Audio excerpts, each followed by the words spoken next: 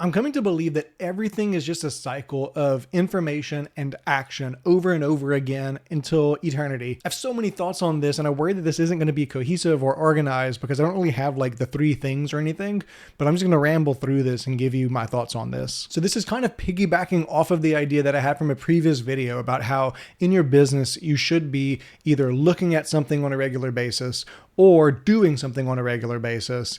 And that the whole point of looking at the things on a regular basis, like looking at your cash balance daily or looking at your financial statements monthly, is to know if there's some sort of action to take. I'll link to that video somewhere here. But the more I think about it, the more it actually starts to take shape that literally everything we do is just an endless cycle of information and action. And maybe what I should say is that it's a cycle of information and then decision and then action, but I feel like that might muddy things up. So I'm going to stick to information, action. Whenever I have ideas like this, I like to apply them to as many different scenarios as possible to see if it still holds water. And this is one of those that every time I try and apply it to anything, it still makes sense. And so I don't know, I feel like I'm kind of onto something. Chances are this is something that's already been written about extensively, and I'm just naive and stupid and feel like I've just stumbled upon it. So if you've heard of this before, or if this is, I don't know, some sort of existing framework, tell me in the comments because I'd love to learn more about it. But think about like if you're driving and you're at a stoplight and you look up and the light turns green. The light turning green is information. Once you get that information, then you take your foot off of the brake, you put your foot on the gas and you drive. So you got information and then you took action. But I think this only works like across everything if we define information and we define action. So to me, like information is literally anything, any input. So it could be something you see, hear, taste, feel, whatever. It could be an idea. It could be a dream. It could be a memory that you had. It can be an email that you got, a conversation. I think the information side of things is fairly easy, but the action side, to me, you'd have to be able to define it as like deciding not to act is still an action. So for example, same thing, if you're sitting at a stoplight and it turns green, you got that information, but maybe before going, you looked and saw an ambulance coming the crossroad and they're about to come through the intersection with their lights on. That's new information. And that new information might cause you to not go, to just basically keep your foot on the brake. And to me, that would be action, even though you're not physically doing anything. And that's where I start to think, well, maybe it should be information and then decision. And then that decision branches off either into action or inaction. But I'm stubborn and I like the idea of leaving it as information and action, but defining action as literally anything you do or choose not to do. I promise this does have to do with business and finance in a little bit, so stick with me. But first, what about another non-business example? So let's say maybe you're having a conversation and you say something to the person that you're talking to and you notice that their face kind of scrunches up, or maybe they kind of literally move backwards, and what you've said seems to have either confused or offended them. Their reaction to what you just said is information, and maybe you'll choose to ask, oh, did I say something wrong, or did I say something to offend you, or what's wrong, or whatever. But regardless, it's still part of the whole information action cycle. And then based on the information that they give you after that question, you'll decide to take another action. So how does this apply to business? Here's how I'm thinking about this. We don't get to necessarily choose the amount of information that comes to us on a daily basis. We've all heard how like we actually take in way more inputs than our brain processes, but our brains choose to filter out the things that it seems are unimportant. That's why sometimes when you're driving, you don't notice the motorcycle because it doesn't have two headlights, and your brain has been trained to look for two headlights and almost ignore everything else. And so every room you walk through, every road you drive down, you're met with just infinite amounts of information, but your brain provides a filter for that information. In a conversation, you don't necessarily get to choose how much information you get. You don't even get to choose all the time how many conversations you get into. You might be walking through the grocery store and run into somebody who decides to start talking to you. So you don't get to choose that amount of information you have either. So since there's so much information that comes to us that we have no control over, to me, that means that we have to try to control as much information that comes into our brain as we possibly can. That's why I think it's such a big unlock whenever someone hires a VA, and usually, like, no matter what industry you're in, whether you're an author or a CPA or whatever, most people tell you that the first hire you should make is a VA, a virtual assistant who's going to handle things like your email, your calendar, and other admin admin type projects. And if you ask somebody, what should I delegate to my virtual assistant? Usually the very first thing they say to delegate is your email inbox, because our brains can filter out all the information that comes to us from all these different places, but our brains can't filter out our email inbox. So I have an admin, and one of the best things that we did was delegate my inbox to her. So she can actually log into my inbox with her email address and her password.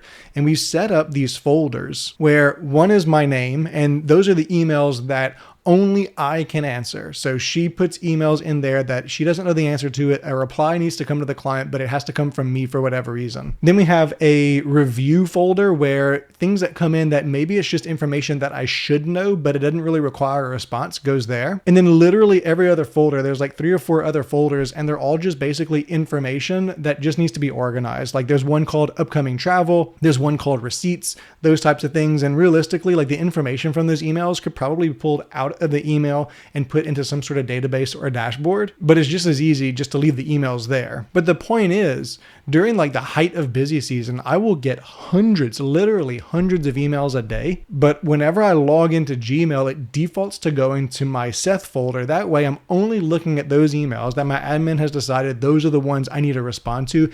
Everything else has been handled. If you're not at the point yet where you can afford a VA, then I would actually look into one of those softwares like Superhuman, or what is the other one? Fyxer, Fyxer.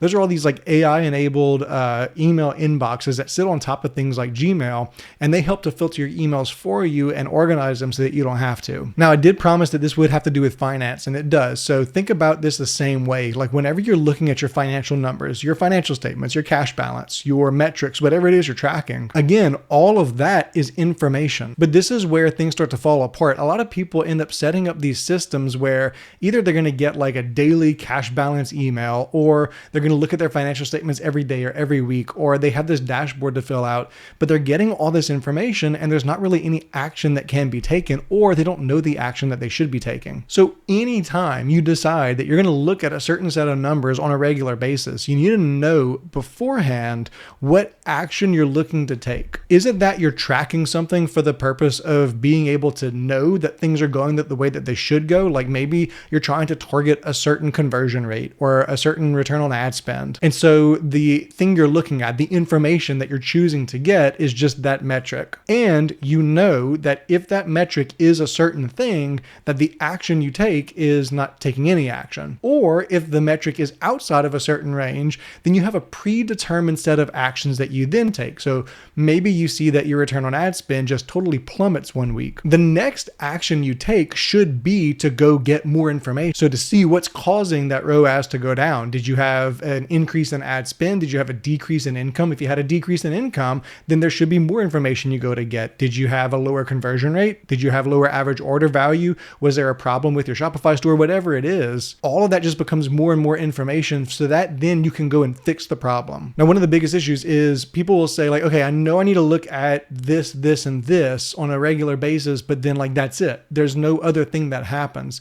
And with everything else in life, the information is being pushed to you, but your financial stuff usually isn't being pushed to you. So what you need to do is set up a schedule. And if you've ever done the bullet journal method and you've read through, I forgot the guy's name, Carol Ryder. Anyway, if you've looked through his stuff, he always says like, you have to have a weekly review. Whenever I was doing bullet journaling, the weekly review was like the one thing that kept the system together. In the weekly review, you would look back through your daily logs and you look for any tasks that weren't finished. You would migrate them to the correct lists, or you would delete them if they're no longer relevant.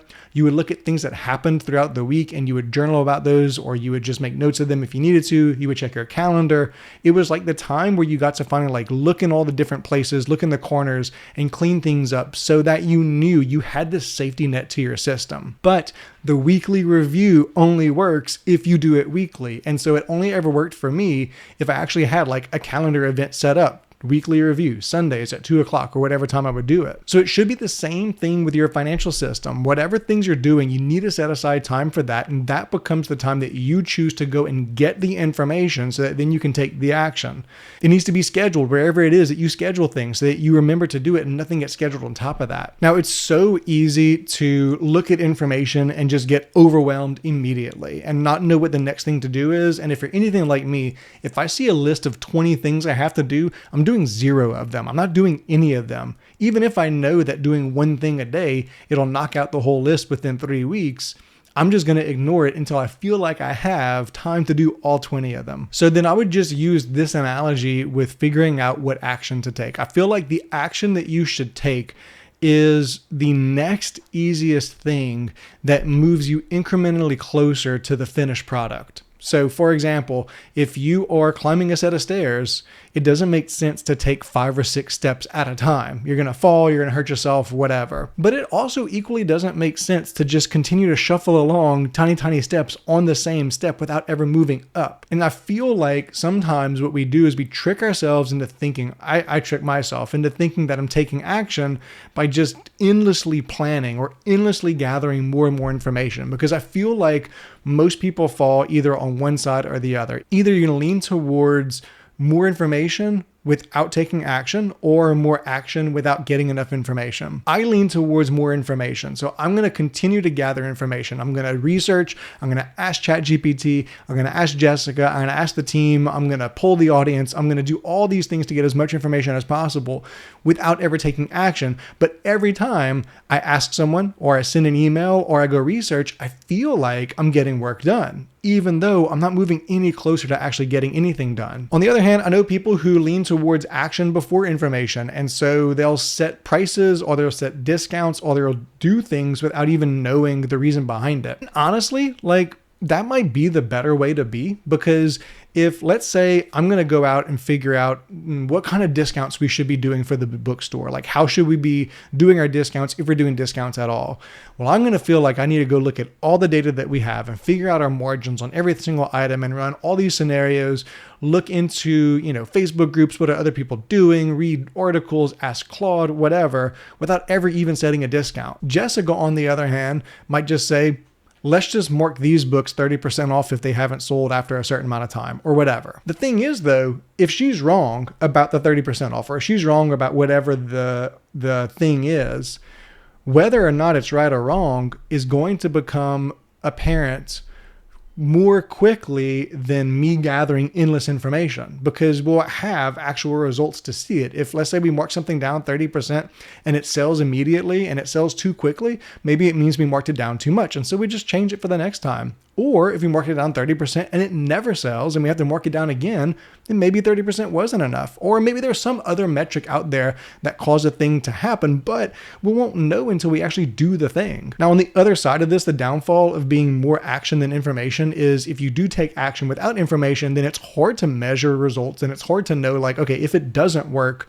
then what happened and why didn't it work? Or it might be hard to actually figure out if it even did work. Like, you don't know what to measure or how to measure success, like what is working. So I do think there's a balance. I do think you need to have both information and action. So I guess if I had to distill this weird random rambling down into 3 things, I would say everything is a cycle of information and action, and that most people lean towards one or the other. And so the trick is to make sure that you are pushing yourself towards the thing that you don't naturally do. 2, all the information that you bring in needs to result in some sort of action, or be able to result in some sort of action. And so the game is to reduce the amount of useless information that you're bringing in, whether that's through using software or filters or a third-party admin or whatever. And 3, making sure that you're scheduling time to go get the information that you need to make the most meaningful decisions, rather than waiting on information to come to you, because the information that's going to be pushed to you usually isn't the highest value information you can get. I actually posted about this in our author community in school and asked if anyone else found the same thing, that they ran things on information and action.